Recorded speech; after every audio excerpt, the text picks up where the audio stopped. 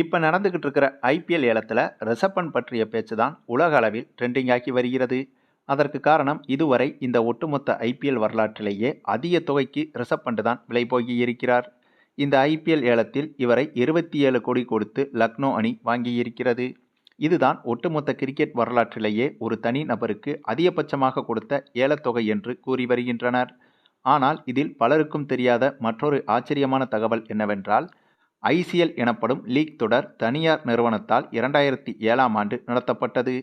பிசிசிஐயையும் சர்வதேச கிரிக்கெட் மையத்தையும் எதிர்த்து தனியார் நிறுவனம் இந்த தொடரை நடத்தி வந்தது. மேலும் இந்த ஐசிஎல் தொடரை எதிர்த்து பிசிசிஐயும் ஐசிசியையும் பல சட்ட போராட்டங்களை ஏற்படுத்தியது.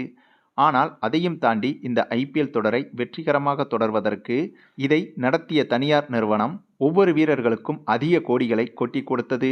அதில் அதிகபட்சமாக அப்போதே வெஸ்ட் இண்டீஸ் வீரர் பிரையன் லாராவுக்கு 40 கோடி வரை கொடுத்திருக்கிறது என்பதுதான் இதில் உள்ள ஆச்சரியமே.